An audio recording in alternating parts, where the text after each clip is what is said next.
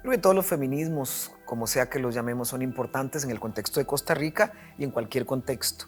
Bueno, porque habemos mujeres de diversas formas, tamaños y colores, y de esa forma es como nos atraviesa las estructuras sociales. Yo no sé si podría afirmar que hay una importancia determinada del feminismo africano en el contexto de Costa Rica. Nosotros las mujeres negras pues nos apela directamente en el sentido de que tenemos unas afinidades importantes con estas mujeres negras. Por supuesto que nuestras historias son diferentes. Sin embargo, ya el hecho de que tenemos afinidades en términos a nuestra etnicidad es determinante a la hora de cómo nos presentamos ante las sociedades y cómo la sociedad nos lee a nosotras.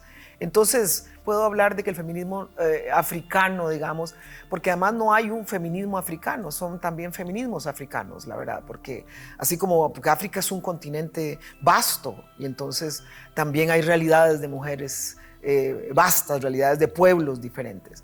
Entonces, yo creo que, bueno, obviamente nosotras mujeres afrodescendientes tenemos una herencia, pese a la historia que nos ha intentado borrar y invisibilizar esas herencias, pues la guardamos, es una herencia ancestral que no se ha logrado eliminar, pues también ahí cargamos también algunos elementos que nos determinan como mujeres negras. Y esos elementos también, obviamente, tienen que ver con estas mujeres africanas de las cuales nosotras descendemos. Entonces, decir que hay una realidad, un principio del feminismo africano que tiene que ver con Costa Rica, yo no diría eso. O sea, o todos tienen que ver con Costa Rica, porque tienen que ver con las mujeres. Los feminismos africanos están determinados, como cualquier feminismo, por la realidad de las mujeres que los ejercen, digamos, o que intentan de alguna forma instaurarlos en sus contextos. Pero cada contexto es particular y de esa forma no podría decir yo que hay un principio que tiene que ver con nosotras. Tiene que ver el hecho de que, bueno, es uno o varios feminismos diversos, así como aquí mismo en un país como el nuestro, así de pequeño, hay diversos feminismos, pero en un continente como el continente africano, hablar de un feminismo africano es un poco limitante, digamos, limitante porque es un continente que tiene 56 países y muchas más grupos étnicos y grupos humanos que obviamente se acercan a la realidad de maneras diferentes. La conciencia siempre trae una responsabilidad y nosotras, yo en particular, y digo nosotras, hablando un poquito de nuestros colectivos y nosotras mujeres negras, que venimos de una historia particular que nos remonta hasta el continente africano, de esta historia infame que nos trajo hasta aquí y que todavía hoy estamos pagando, digamos, el precio, un precio de un pecado que no cometimos, pero el precio de esta historia infame. Yo asumo responsabilidad por mí y por otras mujeres, en el sentido de que yo tengo educación, yo tengo privilegio, que el privilegio siempre es relativo, en relación a otras mujeres, yo tengo una voz que no tienen otras mujeres. En ese sentido, yo he levantado la voz de diversas formas, desde la academia, desde la poesía, desde el activismo, desde el movimiento social, pues para denunciar, para decir. Y en el proceso también me he ido conociendo a mí como ser humana, como mujer negra. En ese camino, pues me encuentro que los principios por los que yo lucho son los principios de las mujeres negras. Y bueno, muchos principios también de otras mujeres. Principios de las mujeres negras. En ese sentido, pues resulta que soy feminista. No reniego absolutamente de eso. Pero al final de cuentas, ¿qué es ser feminista? Es reconocer que hay una disparidad histórica entre hombres y mujeres. Y ser feminista negra es el reconocimiento de que hay una disparidad histórica entre las mujeres negras en relación a otras mujeres, a los hombres negros, etcétera, etcétera, etcétera, y asumir responsabilidad de eso y entonces reaccionar ante eso y luchar para revertir esa realidad. En ese sentido, soy una mujer, soy una feminista negra.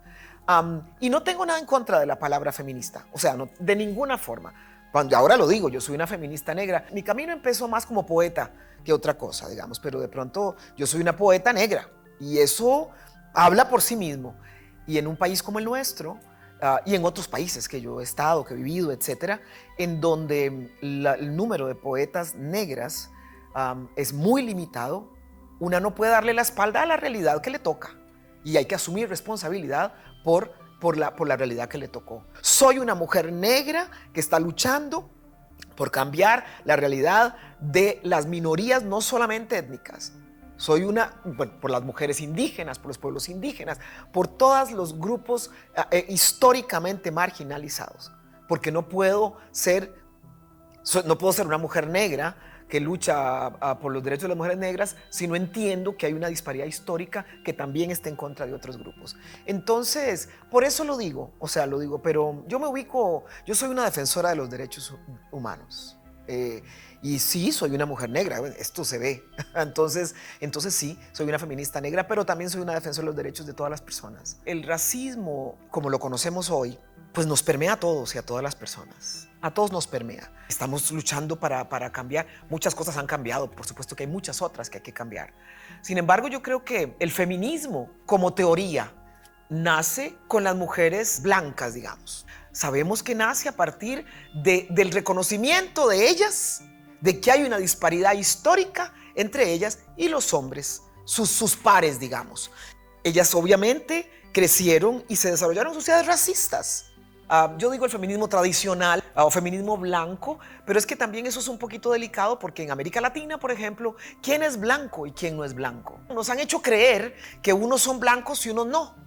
O sea, entonces yo no soy blanca, pero los demás todos son blancos. O sea, estamos los indígenas, los afrodescendientes y los blancos. Pero ¿quién es blanco en América Latina? O sea, al final, eso es una alucinación que el racismo nos ha hecho creer. Pero entonces, claro, cuando las mujeres blancas en los Estados Unidos salieron a luchar por su voto, las feministas salieron a luchar por su voto y el derecho a manejar su propio cuerpo, quienes se quedaron en casa cuidando a los niños fueron las mujeres negras. Por eso ellas podían salir, porque no solamente eran mujeres blancas, sino también eran mujeres de cierta clase social. Las mujeres pobres tampoco necesariamente tenían la capacidad de ir a luchar. No podían porque tenían realidades diferentes. Entonces, nosotras al final, nosotras como mujeres negras que estamos en estas luchas, también de alguna forma nos vimos beneficiadas por algunas de las conquistas de las feministas tradicionales. Cuando las mujeres feministas estaban luchando por el derecho al aborto, nosotras estábamos luchando porque no fuéramos esterilizadas en masa. El problema es un tema de conciencia. Es un tema de la conciencia humana. O sea, yo soy humana, estas personas también son humanas. Ellas mismas también tienen que abrir mano de su privilegio para dar espacio a otras mujeres también y reconocerlo, porque el problema más grande es el no reconocimiento. Cuando tengo algo que me aprieta el alma profundamente, que no tiene que ser a nivel a nivel político, puede ser a nivel romántico, yo qué sé.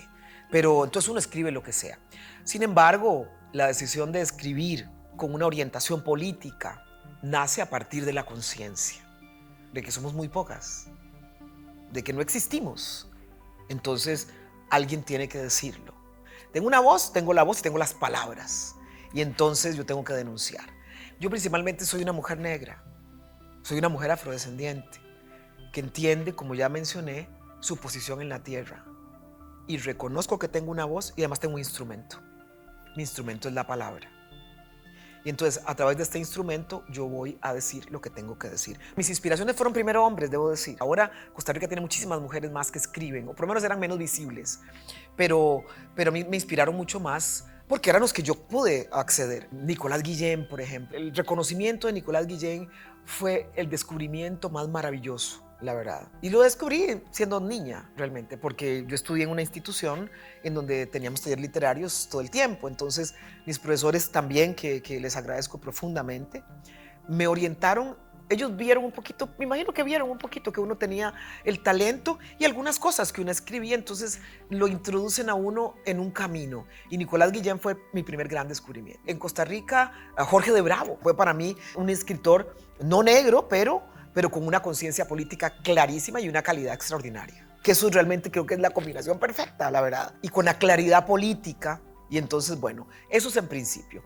Pues después con el tiempo, pues una va introduciéndose y empieza a encontrar que existen autoras que están hablando de estos temas. Yolanda Arroyo Pizarro, especialmente estadounidenses, digamos, mujeres estadounidenses. Bueno, descubrir a las Maya Angelou, descubrir a Toni Morrison, Bell Hooks y mucho más recientemente, porque nosotras llegamos a descubrir mucho antes que a las personas que estaban escribiendo en América Latina, mujeres negras en Estados Unidos que estaban hablando y que estaban escribiendo, y hombres negros también, mucho más en Estados Unidos. Así como nosotras y nosotros, escritores afrodescendientes, fuimos descubiertos primero por los Estados Unidos que por países, que por nuestro país, de nosotros se está hablando hace 35, 40 años en los Estados Unidos. Y aquí en Costa Rica nos descubrieron hace mucho menos, digo yo, una escritora como yo. En los Estados Unidos, habiendo departamentos de estudios afroamericanos o departamentos de literatura afrohispana,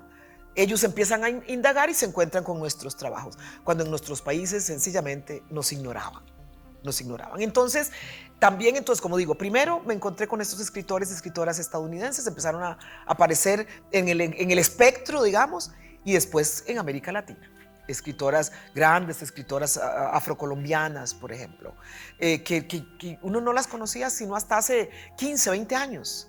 Y estaban ahí haciendo cosas hacía muchísimos años atrás, porque son mujeres grandes que estaban haciendo cosas en sus propios países, no eran reconocidas. Igual como yo no era reconocido en mi propio país, cuando en otros países ya yo estaba en los textos escolares y en mi propio país la gente.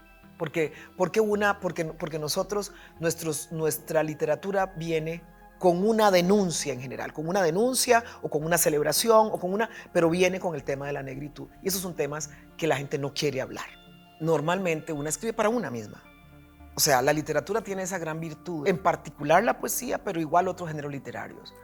Es una conversación con una misma. La escritura me ayuda a mí mucho a canalizar, digamos, un poco, o sea, a escribir cosas que me hacían sentir bien a mí, etc. Uno descubre, cuando uno empieza a compartir lo que uno escribe, tiene eco en otras personas. Tiene eco en las personas que se ven como yo. Tiene eco en las personas que están buscando lo mismo y que han pasado por lo mismo. Y entonces uno descubre que la literatura tiene poder, que tengo poder y que yo tengo el poder. Yo tengo el poder de hablarle a las personas que se ven como yo. Tengo la certeza de que es una realidad. Tengo la certeza de que lo que yo he escrito, lo que sigo escribiendo, apela directamente en otras mujeres negras, en los pueblos afrodescendientes. Que yo me diga rotundamente negra es transformador. Es transformador para otras mujeres que les daba miedo decirse rotundamente negras, porque nos enseñaron que eso no estaba bien, que no estaba bien ser rotundamente negra y tener estas caderas y tener esta nariz, tener estos labios y bailar de la forma como yo bailo. Que la única persona que puede contar mi historia soy yo. La única persona que puede contar y decir la historia mía soy yo. Y eso es lo que nosotros hoy intentamos hacer. Yo me cuento como yo quiero contarme. Nadie tiene que decirme quién soy yo, cómo soy yo, cómo yo me construyo, cómo se construyen mis pueblos. Hasta que los leones no tengan sus propios historiadores, las historias seguirán glorificando al cazador. Ese es el proverbio africano que ahora repetimos. Y es así. Entonces, ahora yo no permito que nadie diga quién soy yo, porque yo me aprendí. Estamos viviendo buenos tiempos, yo creo. ¿Buenos tiempos en qué sentido? Bueno, hay una conversación. Hay unos temas importantes que están sobre la mesa. Hay una discusión al respecto. Hemos tenido unos avances importantísimos en los últimos años. Costa Rica es un país que ha dado pasos históricos en reconocimiento, digamos. Hemos hecho cosas muy importantes como resultado de las luchas y los esfuerzos de los pueblos afrodescendientes. Infelizmente, nadie nos ha dado nada de gratis. Ha sido el resultado de una lucha. Cada uno le toca vivir en el tiempo que le toca vivir y hay que asumir responsabilidad del momento histórico que nos toca vivir y tomar partido. Tomar partido por los derechos humanos de todas las personas. Y yo lo tomo a través de la literatura, a través de la palabra, pero a través también del campo que me pongan. Yo le doy a la pelea que me pongan al frente, porque hay que hacerlo. Porque tengo la voz y las palabras.